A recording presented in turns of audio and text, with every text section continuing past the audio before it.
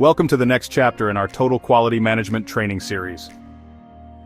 Today we'll focus on an essential aspect of maintaining quality within an organization, structuring the documentation that describes what your company does and how you do it, or as we like to call it, your Quality Management System, or QMS. Why is this important? Think about a company that lacks a proper documentation system. Employees perform tasks based on verbal instructions, relying on their memory or experience. This results in inconsistencies, inefficiencies, and non-compliance with quality standards. To prevent this, a structured QMS document system ensures that processes are clearly defined, consistently followed, easily accessible, and aligned with regulatory requirements. Many companies, like those in aerospace, are required by their regulatory bodies to have a QMS structure in place, but it is an industry best practice for all businesses. A well-designed QMS follows a three-tiered documentation structure. As you will see, this structure helps to keep the information at the level it belongs for its respective audience. 1. The Quality Manual. This is the overarching guide that states, at a high level, how your company and each of its departments come together to meet its requirements. These requirements could be regulatory requirements, or in less regulated industries, these are your company's objectives. 2. Standard Operating Procedures, or SOPs. These are the documents that describe, at a high level, who does what and when for the major processes and departments within a company. 3. Work Instructions and Forms. Work instructions are detailed, step-by-step instructions of how to perform task-level work. By the end of this session, you will understand why this structure is built the way that it is, why it is crucial, and how to build an effective QMS document system for your organization. A well-organized QMS document system provides the foundation for a culture of quality in an organization. Here's how. 1. Standardization, ensuring consistency across the organization. Standardization eliminates process variations that can lead to errors. Employees at all levels follow the same documented guidelines, reducing the risk of mistakes. For example, a manufacturing company ensures every technician follows the same welding process documented in work instructions, guaranteeing uniform quality. 2. Compliance, meeting industry standards and regulations. Regulatory bodies like ISO 9001, FDA, IATF 16949 for automotive, and AS 9100 for aerospace, require organizations to maintain structured documentation as part of compliance. Auditors look for proper documentation to verify adherence to quality standards. For instance, during an ISO 9001 audit, an auditor may request SOPs and work instructions for quality inspection to ensure compliance with inspection standards. 3. Efficiency, reducing errors and improving accessibility. Employees spend less time searching for information when documents are centralized and standardized in their numbering, sectioning, and formatting. Well-documented processes reduce training time for new employees. For example, a customer shipping department with a documented work instruction on the packaging process ensures that all goods are packaged in a uniform manner to ensure damage does not occur during transport. Key takeaway. A structured QMS document system is essential for process efficiency, regulatory compliance, and maintaining high-quality standards.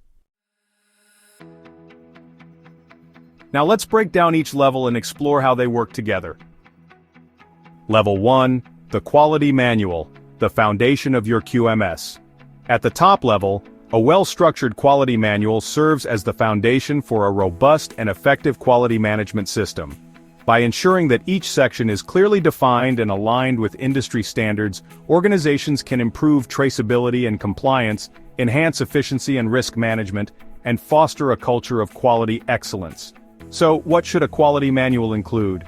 A well-structured quality manual typically contains the following. Section 1. Introduction and Document Control.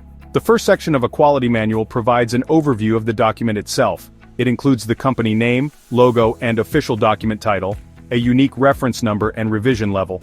To ensure the document remains up to date, it should also include a list of approvals, typically signed by the CEO, quality manager, or other authorized personnel, and a revision history table, which tracks changes to the manual over time. This section ensures clarity, organization, and version control, making it easy to reference, update, and verify. Section 2. Scope of the Quality Management System. The second section defines the scope of the QMS. This tells employees, auditors, and customers what the QMS covers. It should specify the products and services the company provides, the standards and regulations that apply, such as AS 9100, ISO 9001, FAA or ESA requirements, and any exclusions, such as design controls, if the company does not perform engineering functions. Clearly defining the scope of the QMS ensures alignment with industry standards and regulatory requirements. Section 3. Company Overview and Quality Commitment. This section describes the organization's commitment to quality. It typically includes a brief company introduction and its role in the industry, the quality policy, which is a high-level statement of the company's dedication to quality and customer satisfaction, and the company's quality objectives, such as reducing defects, improving efficiency, and maintaining compliance. The quality policy should be communicated to all employees and serve as the guiding principle for all quality-related activities.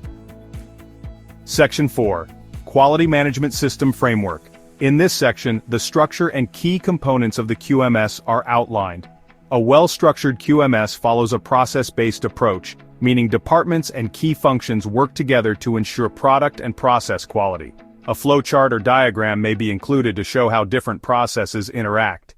Key roles and responsibilities are defined, ensuring accountability across the organization. This section helps everyone understand how quality is managed across departments. Section 5. Leadership Responsibilities. Senior management plays a crucial role in maintaining and improving the QMS. This section outlines how leadership ensures compliance with quality objectives, the process for setting and tracking quality goals, risk-based thinking, which involves identifying and mitigating risks before they impact production or customer satisfaction, and management reviews, which are scheduled meetings where quality performance is evaluated. By demonstrating strong leadership and a commitment to quality, organizations can ensure continuous improvement. Section 6. Resource Management and Training. A company's ability to maintain high-quality standards depends on how well it manages resources, personnel, and equipment. This section includes training and competency requirements for employees, work environment controls such as safety protocols and ergonomic considerations, and equipment and tool calibration procedures to ensure measurement accuracy and process consistency. A well-trained workforce and properly maintained equipment are critical to consistent high-quality production. Section 7. Product Realization and Operational Control. The process of taking a product from concept to completion must follow strict quality controls and regulatory guidelines. This section details how customer requirements are reviewed and translated into production plans. It details supplier management processes, ensuring all materials and components meet quality standards. It specifies production control measures, such as work instructions, process monitoring, and quality checkpoints, as well as first article inspection compliance, which ensures the first production run meets AS 9102 requirements. By following structured operational controls, companies can reduce defects, improve efficiency, and ensure compliance. Section 8. Quality Control and Inspection Procedures. A company's products and services must meet precise specifications and high safety standards. This section describes how quality is maintained through inspections and testing. It includes receiving inspection, which verifies that incoming materials meet specifications. In-process inspection, where products are checked at key stages of production, as well as final inspection and testing, ensuring that finished products meet all engineering and regulatory requirements. It should also specify material review board processes, where non-conforming products are analyzed and dispositioned. By implementing rigorous inspection procedures, companies can prevent defects from reaching customers. Section 9. Risk Management and Continuous Improvement. Risk management is a key requirement of AS 9100 and other aerospace standards. This section describes how the company uses failure modes and effects analysis to identify potential risks, implement corrective and preventive actions to eliminate the root cause of quality issues, conduct internal audits to monitor compliance and process effectiveness, and gather customer feedback to improve products and services. By focusing on continuous improvement, organizations can enhance efficiency, reduce waste, and improve customer satisfaction. Section 10. Document Control and Record Retention. Proper document control is essential for maintaining compliance and traceability. This section outlines how quality documents, engineering drawings, and work instructions are managed, the process for approving, updating, and archiving quality records, and how confidentiality and data security are maintained. A strong document control system ensures that all employees have access to accurate, up-to-date information. A quality manual is more than just a document. It is a strategic tool that guides an organization toward consistent, high-quality performance in their operations. Keep it concise and aligned with applicable regulatory requirements, or at least ISO 9001, and avoid excessive details.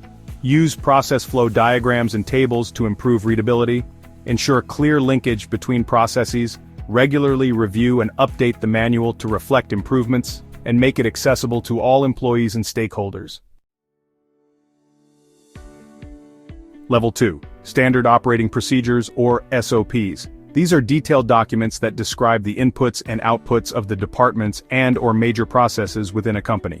Where the quality manual describes the company as a whole in one document, SOPs take a closer look at the departments within a company and describe what they do and how they work together to meet the company's objectives. They establish clear expectations, define responsibilities, and ensure alignment with company goals, regulations, and best practices. Let's walk through each section of a well-structured departmental SOP, explaining its purpose and content. Sections of a well-structured SOP are as follows. Section 1. Introduction and Purpose. Every departmental SOP should begin with a clear introduction that explains its purpose and significance. This section should include a brief statement on the department's role in the organization, explain why the document exists and what it aims to standardize, and a high-level overview of how the department supports company goals, compliance, and operational efficiency. The introduction helps employees, auditors, and leadership understand the function and importance of the department. Section 2. Scope and Applicability.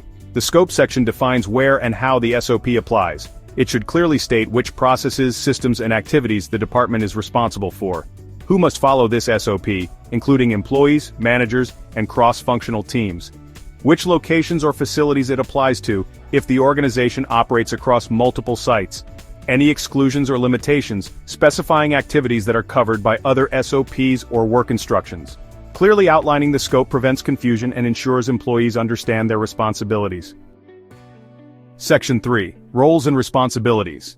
This section defines who is responsible for what within the department. It should outline department leadership roles such as department managers and process owners. Key personnel and their specific responsibilities within departmental processes.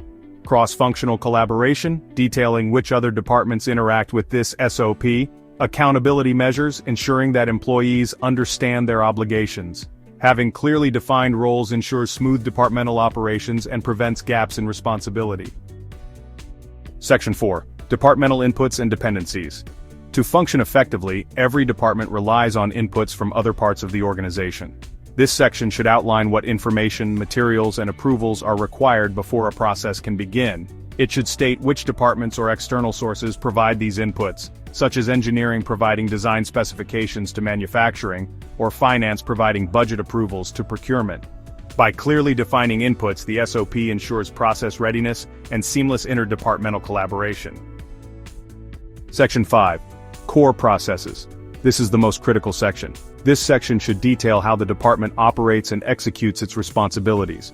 For each key process, include a high-level process description that outlines what happens and why, as well as process triggers and what events initiate the process.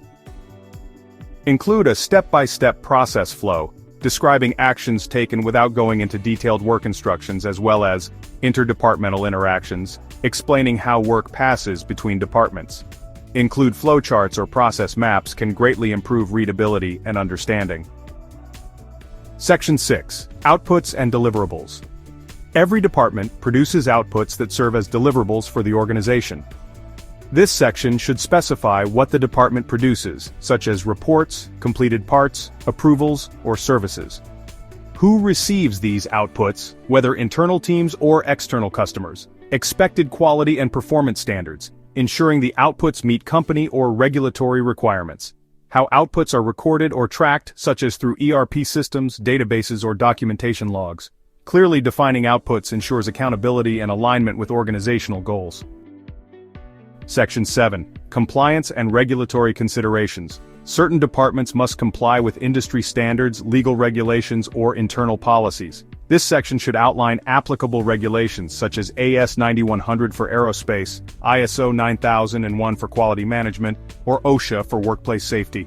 Company policies that must be followed, ensuring consistency across the organization. Audit and inspection requirements, including how compliance is monitored and maintained. Training and certification requirements for employees working in regulated environments. By clearly identifying compliance expectations, the department can ensure it operates within legal and corporate guidelines. Section 8. Risk management and escalation procedures. Every department must manage risks and address problems effectively. This section should include common risks associated with departmental operations and how they are mitigated. Escalation procedures, defining when and how issues should be reported to management. Contingency plans, explaining how the department responds to unexpected disruptions or crises. Corrective action processes, ensuring that process failures are identified and addressed. A strong risk management plan ensures the department can handle challenges without disrupting operations. Section 9. Performance monitoring and continuous improvement. To maintain efficiency, departments should have clear performance monitoring strategies. This section should define key performance indicators, or KPIs, used to measure departmental success, such as on-time delivery, defect rates, or cost savings, how performance data is collected, analyzed, and reported. Continuous improvement initiatives, outlining how the department identifies and implements process enhancements. Feedback mechanisms, ensuring employees and stakeholders can suggest improvements. By focusing on performance and continuous improvement, the department can drive long-term success and efficiency. Section 10. Document control and revision history. Finally, every SOP must have document control measures to ensure it remains accurate and up-to-date. This section should include how revisions are managed, including who approves changes and how updates are communicated. Version history, documenting previous revisions and changes. Retention policies, specifying how long records must be kept for compliance purposes. Access control, ensuring that only authorized personnel can modify or distribute the SOP. A well-maintained document control system ensures consistency, prevents outdated information from being used, and supports regulatory compliance. A well-structured departmental SOP serves as a critical reference document that ensures processes are efficient, standardized, and aligned with organizational goals. As a set of documents, SOPs should describe all the major functions that happen within a company and act as a bridge between the quality manual and the work instructions. It is important to mention that these documents must not get into the details of how an employee does a task as part of their job. They should focus on the major processes of departments as well as their inputs and outputs. Level 3. Work instructions and forms. A task-level work instruction is a step-by-step guide designed to help employees perform a specific function or task correctly and consistently. Unlike an SOP, which defines departmental processes, a work instruction focuses on precise actions required to complete a task by an employee in a particular role. A well-structured work instruction ensures standardization, reduces errors, improves efficiency, and enhances compliance. In many cases, the output of the task may be documented on an accompanying form, checklist, or log. Now let's break down the key sections of a work instruction, explaining their purpose and what they should contain. Section 1. Purpose and scope. The purpose statement explains why this work instruction exists and what the expected outcome of the task is. It describes why this task is important to the process, operation, or compliance. It explains the goal or objective of the task. The scope section defines who should use this work instruction, such as operators, technicians, or inspectors. It details when and where the work instruction applies, as well as any limitations or exclusions. For example, list if a procedure applies only to manual assembly and not automated processes. By clearly defining the purpose and scope, employees understand the relevance and application of the work instruction. Section 2. References to related documents. List any specifications, SOPs, work instructions, or forms that support the task. This section acts as a checklist to know where the information is contained that the work instruction must comply with, what sources need to be consulted when a revision is being made, and what documents are filled out to provide proof when the work is done. Section 3. Roles and responsibilities. Before performing a task, employees must understand who is responsible for each part of the process. This section should identify who is responsible for executing the task, specify any supervisory roles that oversee the process, and define who is responsible for approving or verifying the completed task. For example, technicians are responsible for performing the inspection, while the quality supervisor verifies the results. Clearly assigned roles ensure accountability and proper execution. Section 4. Required tools, equipment, and materials. To complete a task properly, employees need access to the correct tools, materials, and safety equipment. This section should list all tools and equipment needed for the task, such as a torque wrench, micrometer, or computer software. Materials required such as lubricants, adhesives, or test components, personal protective equipment or PPE required for safety, software or digital tools needed for data entry or verification. This ensures that workers are properly prepared before starting the task, reducing the chance of delays or errors. Section 5. Safety precautions and compliance requirements. Safety is critical in any work environment, and this section ensures that risks are identified and mitigated. Include any hazards associated with the task, such as high voltage, sharp objects, or toxic chemicals. Required safety measures such as wearing gloves, grounding equipment, or working in a ventilated area. Regulatory and company compliance requirements such as OSHA, ISO, or AS 9100. Emergency procedures including handling spills, fire hazards, or injuries. By addressing safety upfront, workers can prevent accidents and remain compliant with industry regulations. Section 6. Step-by-step work instructions. This is the core of the work instruction, providing a detailed, step-by-step guide to performing the task. Each step should be numbered sequentially for clarity, concise and action-based, using clear, direct language, accompanied by visuals such as diagrams, photos, or screenshots to improve comprehension. Follow a logical flow, ensuring each step naturally progresses to the next. Breaking the process into logical, numbered steps makes it easy to follow and minimizes errors. Section 7. Quality control and verification. This section explains how to ensure the task was completed correctly and meets quality standards. It should include who verifies the completed task, such as the quality inspector will review all measurements. What standards must be met, such as torque tolerance must be within plus or minus 5% of the specification. Any additional checks required before moving to the next step. Clearly defining quality expectations ensures consistency and compliance with internal and external standards. Section 8. Revision and document control. To keep work instructions current and effective, they must be periodically reviewed and updated. This section should define who is responsible for maintaining the work instruction, how often the document is reviewed and updated, where the latest version is stored and accessed, a revision log to track updates, and who made and approved the changes. Regular updates ensure the work instruction remains relevant as processes evolve. By following this structured approach, organizations can enhance efficiency, reduce errors, and standardize operations across teams. Work instructions eliminate ambiguity and help employees perform tasks consistently and correctly, and their outputs are documented for traceability and verification. To ensure your QMS documentation is effective and user-friendly, follow these steps when creating any document. Standardize formatting. Use consistent templates for all documents. Make documents easily accessible. Store them digitally for quick reference. Train employees. Ensure staff understand and use QMS documents correctly. Review and update regularly. Keep documents current and relevant. To maintain clarity and consistency, organizations often follow a tiered numbering structure that reflects the QMS document hierarchy, whereby all the work instructions under a particular SOP will contain the number of the SOP and then a sequential number to make each work instruction uniquely numbered. To ensure that the numbering system is effective and scalable, follow these best practices. Keep it logical. Follow a sequence that makes sense to employees. Ensure company-wide consistency. Use the same structure across all departments. Revision control. Ensure all documents in the QMS incorporate revision control. A well-designed document numbering system is not just about labeling files. It eliminates confusion, enhances efficiency, and ensures quick document retrieval, especially important for audits and process consistency. Why does a strong QMS document structure matter? A well-structured quality management system ensures efficiency, consistency, and compliance. Well-documented processes reduce errors, improve training, and streamline operations.